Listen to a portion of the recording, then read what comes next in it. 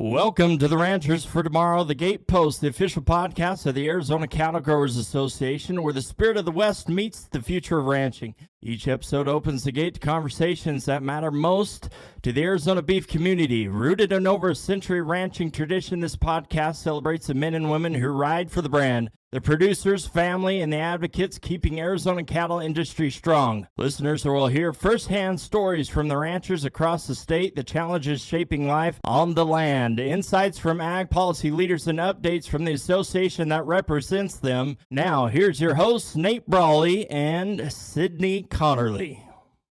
Welcome to today's episode of the Gatepost podcast. A big thank you to the Arizona Cattle Industry Research and Education Foundation for making today's episode possible. Today's guest is Dr. Kathy Simmons, the Chief Veterinarian for National Cattlemen's Beef Association. So welcome and appreciate you being here. Can you go ahead and just start with kind of some background of how did you get into your role as the Chief Veterinarian for NCBA? Thanks a lot, Nate. It's a pleasure to be here with you today. As the Chief Veterinarian for the National Cattlemen's Beef Association, or NCBA, I am responsible for the policy work, the regulatory affairs, the international animal health, and also any issues that involve the health and welfare of the U.S. beef cattle industry. And I've been in this position for about 13 years. Prior to working for NCBA, I worked for a year in a member office at the U.S. Senate. And then I spent over 25 years in private veterinary practice in Virginia and West Virginia. When I was younger, I was active in 4-H. My family raised Black Angus cattle. I attended Virginia Tech as an undergraduate, and I received my veterinary degree from the Virginia Maryland College of Veterinary Medicine. So this is like an ideal job for me, and I just enjoy it immensely. Fantastic. Well, again, appreciate you being here. Looking forward to a good visit. Obviously, one of the big things in being in a border state and being in Arizona is the screwworm. Can you give us a little bit of a history on the screwworm? How did we've had this issue before? How did we defeat it last time?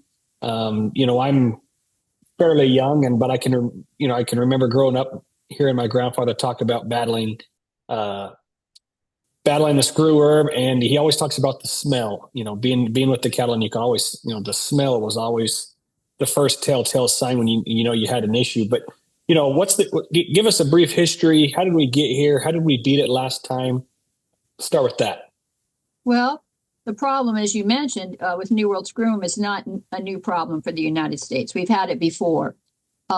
We battled this devastating pest prior to its eradication in 1966. And as your grandfather said, you could smell that decaying flesh from where the larva was burying in and eating the flesh of the animal.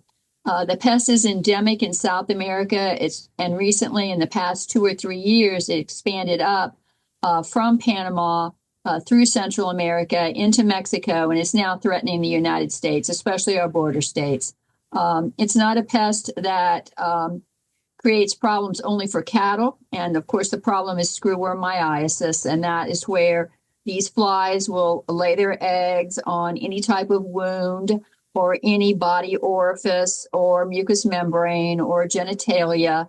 And then in about 48 hours, the eggs will hatch into larvae with hook-like mouth parts that will just essentially bury or screw down into the flesh, eating away. They go through 3 larval stages in about 7 days. The larva may drop off into the soil.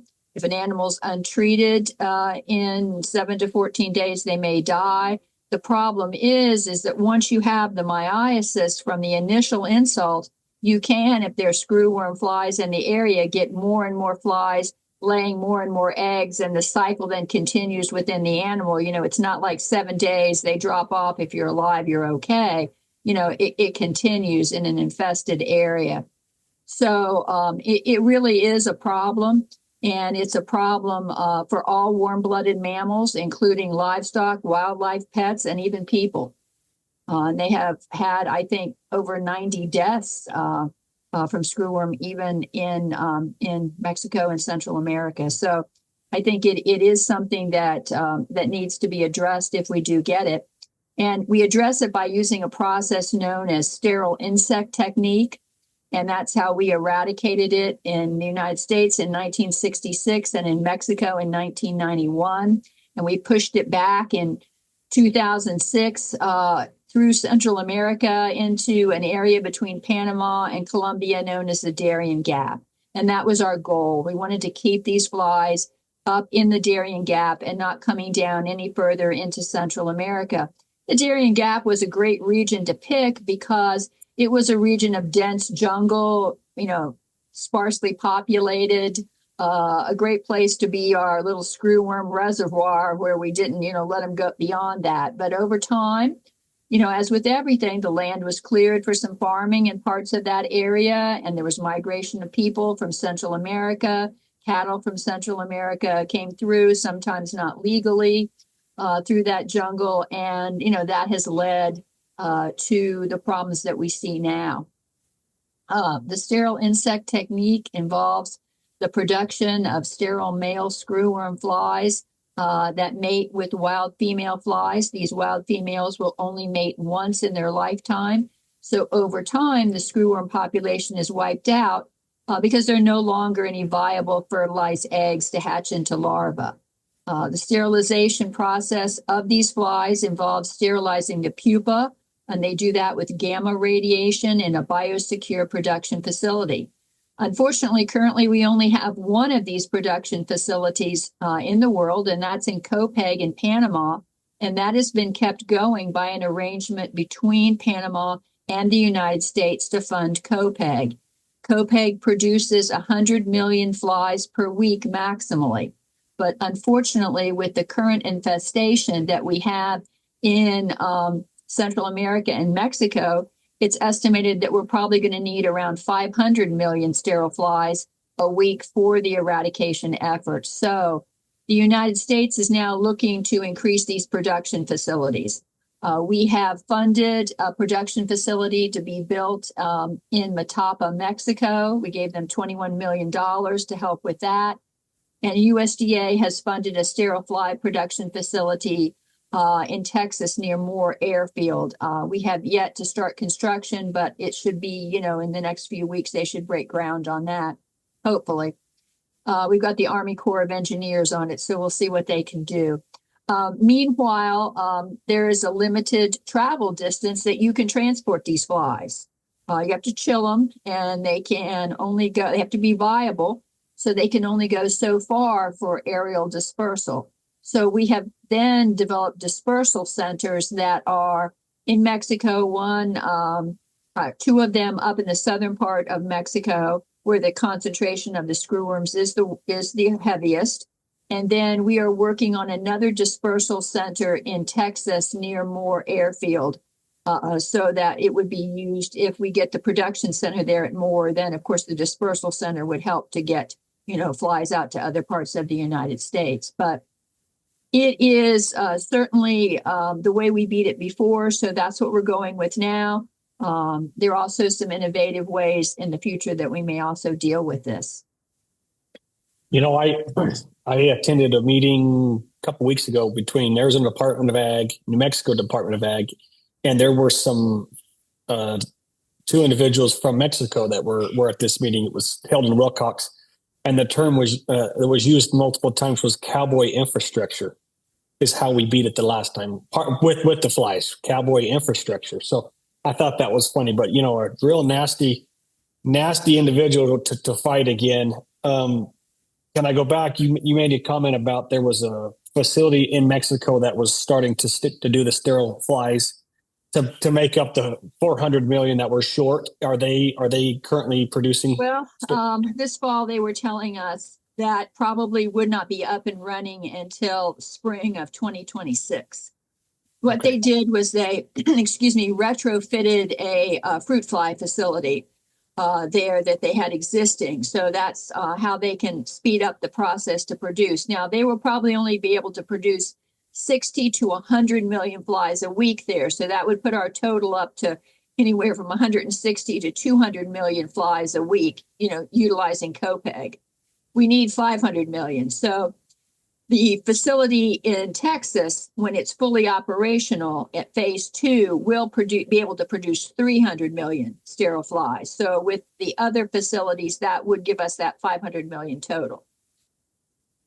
Okay, good deal. That's good to know. Well, fingers crossed that things go well there and those engineers get in there and crack the whip and get after it. So I guess, can you tell us, you were talking, because you're in Washington, D.C., is that correct?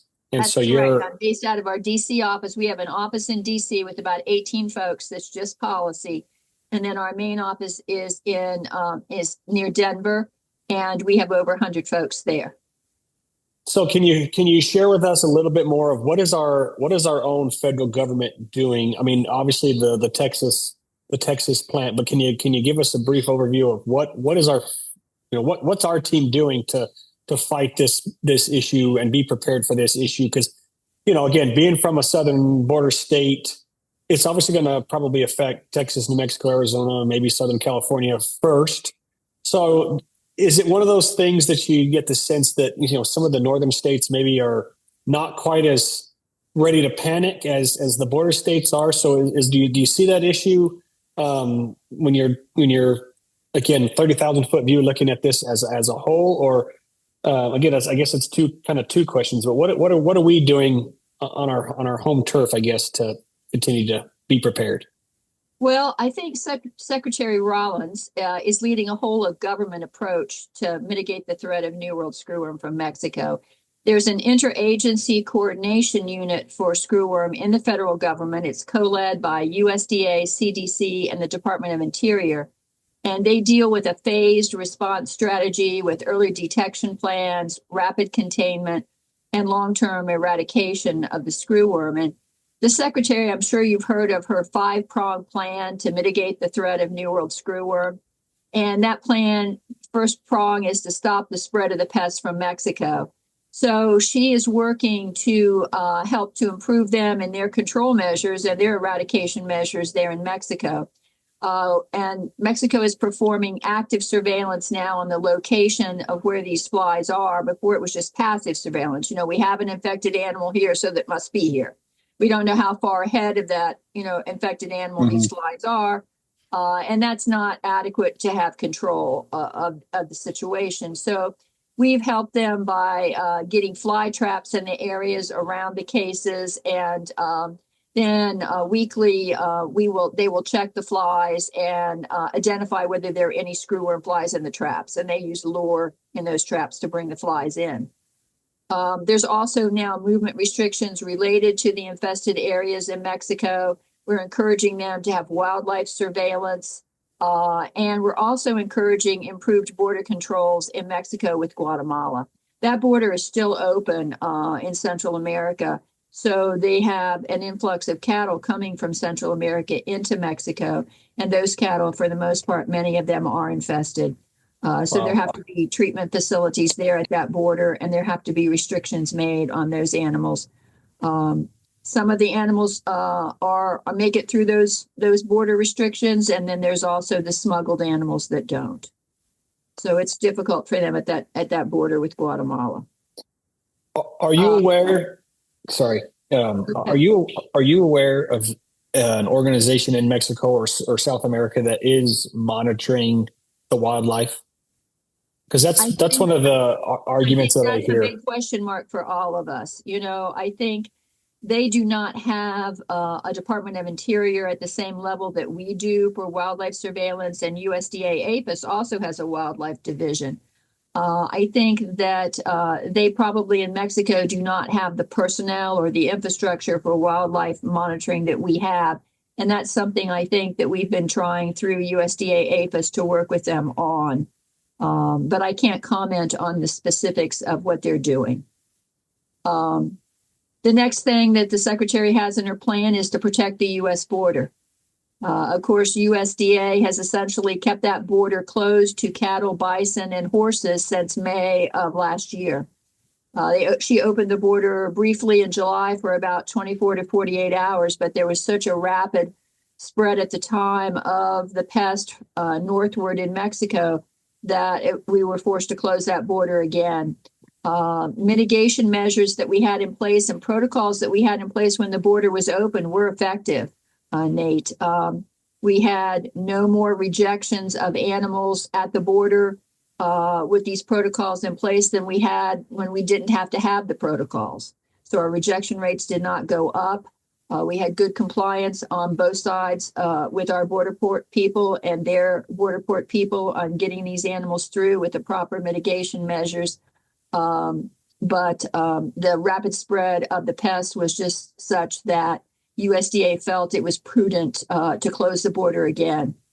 And I think right now they're monitoring that control in Mexico of the pest and saying that if we can reach a point where we're not seeing it continue to advance, unfortunately, we had some cases in Tamaulipas there recently that, gave a little heartburn to USDA APHIS to open that border this month. So I think they're continuing to monitor it. And if they can find a situation where they think there's control, I think we can see that border reopen. But that has been, a devastating economically on both sides of the border. The third part is to maximize our U.S. preparedness. And I think those efforts are taking place at the producer level, the state level, and the federal level. We have increased dissemination of information on screwworm. Certainly the public health aspects are also talked about by CDC. We have decisions on state and federal regulatory plans in case the screwworm would enter the United States. I know USDA updated their FAD PREP, which is their foreign animal disease preparedness plan for New World screwworm. And I think they recently this fall got out their draft New World screwworm regulatory playbook. And that's where they talk about if we have screwworm in an area of the country, how are we going to regulate movements to stop the spread? How are we going to do surveillance in wildlife and domestic animals? And additionally, we know FDA and the EPA are working to try to get approvals for products that we can use to control and treat screwworm myiasis. Because many of the products we used in the 60s, we no longer have these products in the United States. There was not a need for them. Mm-hmm. So now we have to get approvals, and they're new and better drugs. Doramectin recently got an approval, and that product has a 35-day withdrawal. It is a product that is an injectable product. And then Merck has Exalt, which is a topical product that recently got approval. It unfortunately has a 98-day withdrawal. So they're continuing to work on all of these things for preparedness. I know we at NCBA continue to do the producer education, have a website dedicated to New World screwworm, and are actively involved in making comments and working with the government at all of these preparedness plans and making sure it's something practical that we can implement effectively and still have continuity of business. The fourth, I think, is what they call take the fight to the screwworm, is what she calls it. And that is essentially the sterile insect technique, doing the production of the sterile flies, having the dispersal centers where we can disperse these flies, both with aerial and ground dispersal. And I think our big push now is to increase the capacity of production of the sterile screwworm flies in both Mexico and the United States. And then the fifth and final part of the prong plan is to innovate for continued success. And what we're seeing now is that we're looking at what other than sterile insect technique could we do to eradicate screwworm, and how long would it take to develop that? They held listening sessions, USDA held listening sessions to identify innovative ideas for screwworm control. And they have established a New World Screwworm Grand Challenge. And that is $100 million for breakthrough innovation in sterile insect technique, in other methods besides sterile insect technique, in novel fly traps and lures and treatments and other response tools for screwworm. So I think, there's a plan out there and the government is aggressively pursuing it. So I think that, we as an industry are supportive of everything we can do. You talked about cowboy activities being a big part, cowboy management. And that means we are going to have to, if we get screwworm, change how we manage cattle. And that means we're going to have to increase our surveillance. We're going to have to think about when we do invasive procedures like castrations, dehornings, and we're going to have to make sure we have good tick control, because even a tick bite can be a source for these flies to lay their eggs. So there'll be a lot that has to happen, and I think cowboy management is going to be a big part of that. For sure. Historically, I think it was the second point talking about protecting the border. In the 60s, was the border shut down when we had this issue? No, it was not. It was not. Interesting. But I don't think we had the level of movement then that we have now. Very interesting. So I guess one of my questions is, thinking from a younger producer like myself that's never dealt with an issue, never seen the fly, never seen, the larvae and stuff. For those producers like me that have never seen it, never fought it, let's say I am actively managing my operation and heaven forbid, whoops, there it is.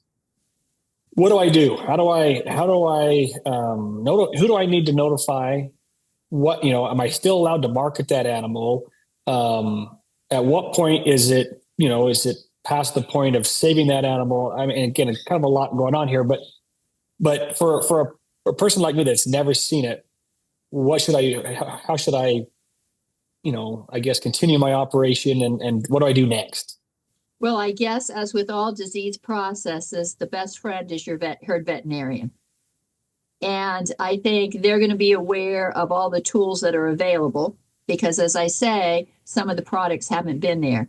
I think, as we talked about a little bit, the management is going to be an issue. You're going to have to be out there looking at those animals every day. Your grandfather said the smell would let you know. Well, that's true. It does. But you'd like to be able to find these cases as soon as possible. Because, a lot of these animals that we have out on the range, we don't see these animals every day. And that's a problem. Because if we don't get the larva out of the wound and we don't treat these animals, then they can die in 7 to 14 days. So that means you're going to have to be out there doing really good surveillance, cowboy management, as we talk about, riding that herd, looking at them. And you're going to have to hopefully cab at times when you don't have high fly populations. And because the greatest risk is to newborn calves and the umbilicus. That is where they see it. In Texas, when they had New World screwworm, they lost over 50% of their fawns, their deer were lost.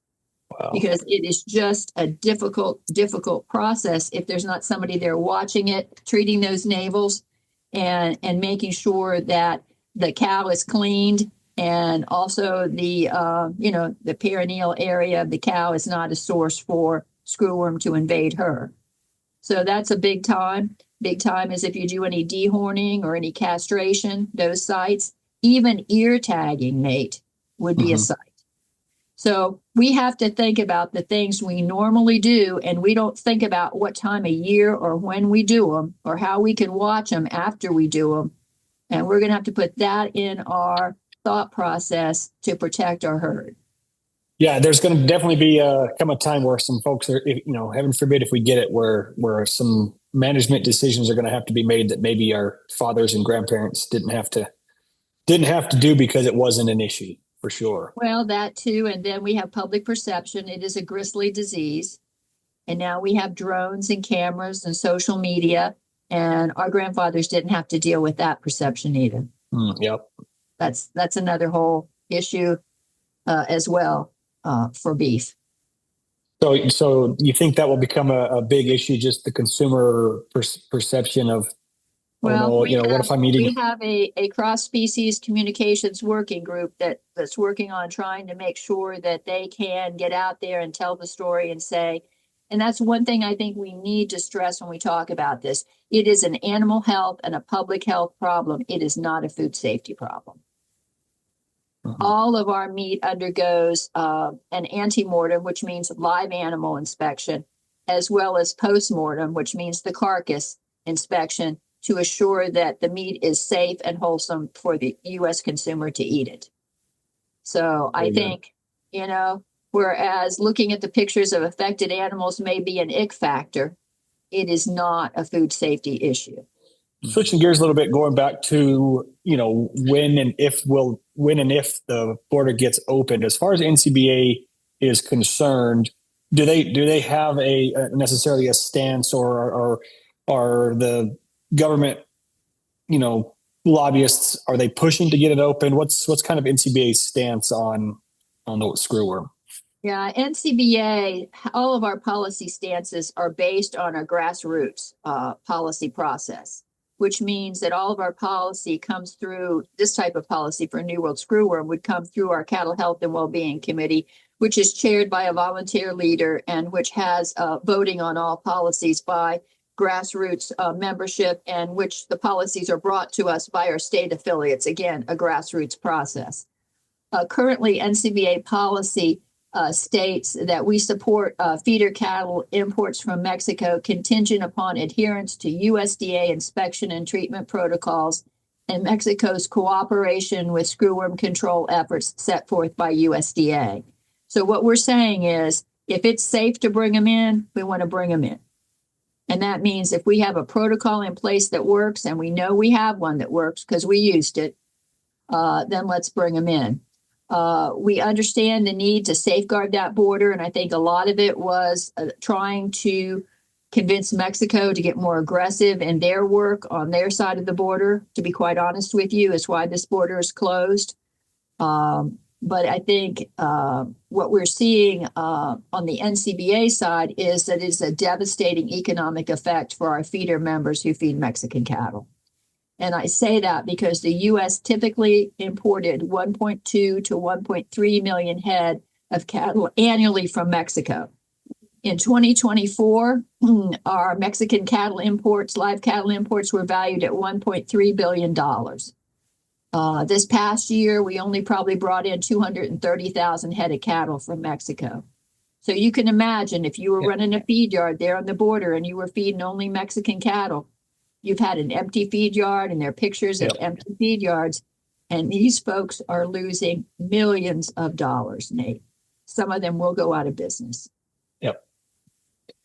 Yeah, that's kind of some of the stuff that I hear from those that want it open is trying to protect our industry, protect our market a little bit. And it is kind of a delicate situation of, again, you have to make wise, smart decisions, but do the best for the entire beef supply or beef chain.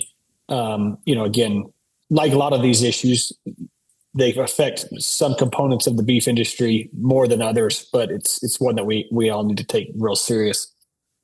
So just taking a break. Are we hitting on the things that you want to hit?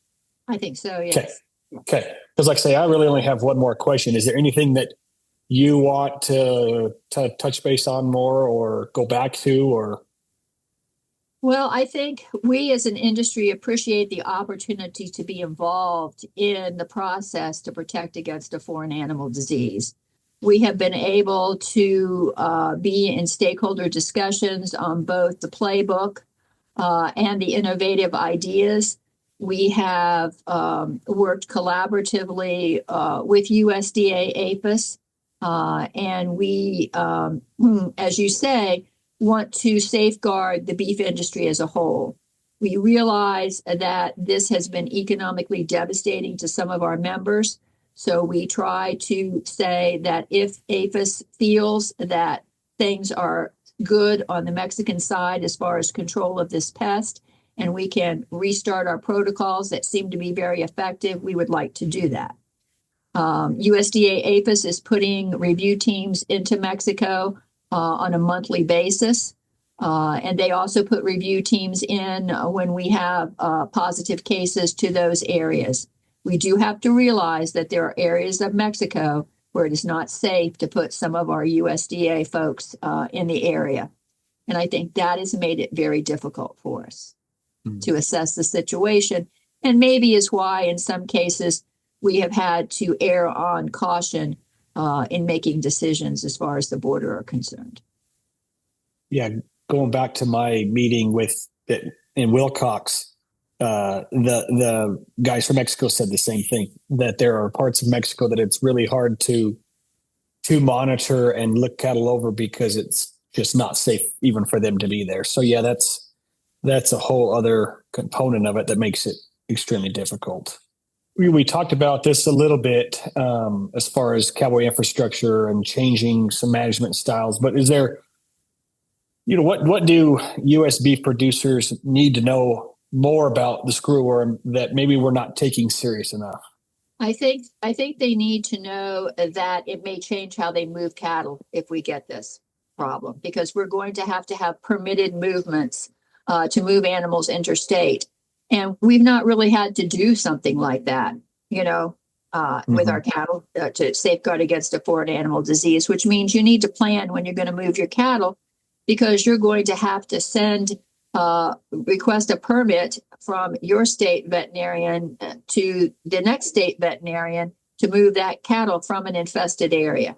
Now, if you're not in an infested area, that won't be the case. But if you're in an infested area, which who knows what that definition will be, it might be an entire state, right?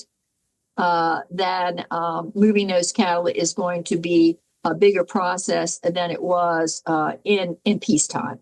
Mm-hmm. And that's with any foreign animal disease. So I think it's going to require working with your state animal health officials, working with your herd veterinarian. And I think you need to, if you don't have a good relationship with your veterinarian, that's something you need to work on, because that will only make things easier for you. And in any kind of situation, but especially in a foreign animal disease situation. Yeah. So, going back to some of your history as far as, you were in the private sector a little bit, but I think it's going to be an issue where those producers that are being progressive, and, I'm sure your experience has been similar to my experience, that there's still producers that aren't vaccinating, that aren't doing a pour-on, have never give ivermectin or dormectin, that those producers that are going to be better protected.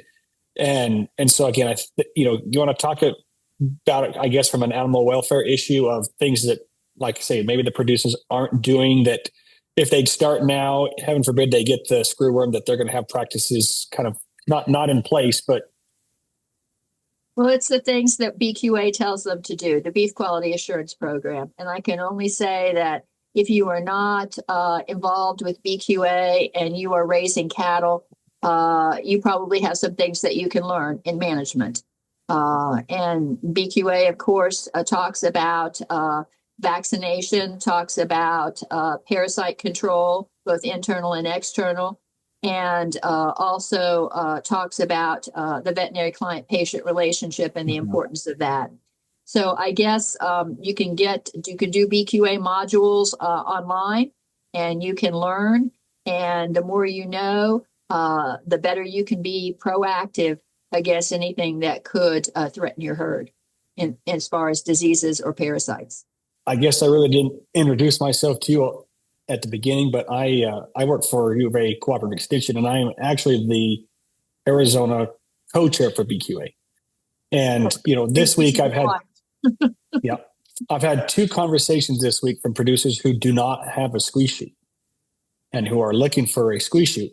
And so again, it's those conversations that keep me up at night when we hear, we've got a major detrimental, thing that's going to impact the industry, when we've got folks like that again, when we start talking about cowboy infrastructure, are going to be really suffering. And so that's why I say, as far as extension goes, we've got a test kit that we're passing out, but it's those conversations like BQA that we really push hard to try to get folks to, hey, if you're going to have cattle, here's the right way, is the only way, and moving forward, this is what we need to start doing. So they'll see an economic benefit too over time with that.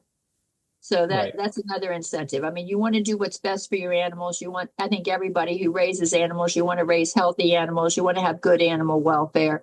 You want your animals to be comfortable. Nobody wants their animals to not be comfortable or thrive or do well or gain weight. And I mean, it's an economic factor as well as one of personal responsibility and pride. But I think Texas is looking at a program where they are going to pilot some type of a program to train animal health inspectors, because there's going to have to be inspections of these animals to move them. There won't be enough accredited veterinarians to do that. Mm-hmm. So we're looking at piloting these type of programs where we can have in each state animal health inspectors that have been trained that can inspect and sign off on these animals as far as being free of any screwworm lesions. Can we touch briefly on the facility in Douglas? Just again, I don't know if we want to how we swing that into the conversation, but well, I think the dispersal facilities are important because, as I said, we only have there's a limited range of travel for the pupa. They have to be chilled in order to be viable. ARS did a number of studies, and these were very interesting on the virility of these sterilized male screwworm flies. And they're flying these little flies around attached to little devices. I mean, it was just amazing to see the work that was done with the entomologists there. But we know that we need to, decrease the stress on these sterilized pupae as much as we can. So the dispersal facilities are meant to do that. The dispersal facilities need to be usually in areas that are readily accessible for aerial, dispersal, as well as a ground dispersal. And there has to be, appropriate security. There have to be the ability to feed these insects. There has to be the ability to contain them, the ability to house them. The requirements are not as great as a production facility where you are required to have a large amount of water and a very large electrical supply for the production facilities, not as much for the dispersal facilities, is my understanding. But they need to be located in areas, as I say, with accessibility and not necessarily, surrounded by a suburban, number of people, because I believe there is some odor too to these insects. So I think, as we look at that, we look at trying to strategically place these because location, accessibility, and geography are important. Realizing that climate in the United States is not all the same, like it basically is in Mexico, you see. So we have some climate zones that aren't going to be favorable to screwworms. Mm-hmm. So I think we put our dispersal facilities in areas where we can cover our favorable areas for screwworm to thrive. And then we have the hope that the unfavorable areas, the climate will help us to some extent there. Exactly. Yeah, I've heard that as well. So again, as I understand, there was a group that went to Douglas yesterday to look at a facility as being a potential dispersal facility. We'll try to throw pictures of that up as we get them. Other than that, I can say that's more or less all I have got. Well, it's been a pleasure to talk with you today, Nate. And if you or anyone has any additional questions, please feel free to reach out to us. NCBA, as I said, has a website a web page for New World Screwworm on our website, which we try to keep updated. USDA APHIS also has an updated site that they update every Thursday as far as where these screwworms are in Mexico, and that is screwworm.gov. Screwworm.gov. Is there going to will screwworm be a topic of conversation at the convention in Nashville? Yes, it will. We have USDA APHIS, Dr. Dejab will go ahead and give us the update on New World Screwworm from the USDA perspective.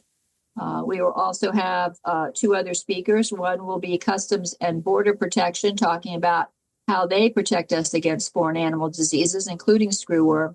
And we will have some information on the Beagle Brigade, which works very hard to protect us against foreign animal diseases at our ports of entry. Those are some powerful little dogs doing some big jobs.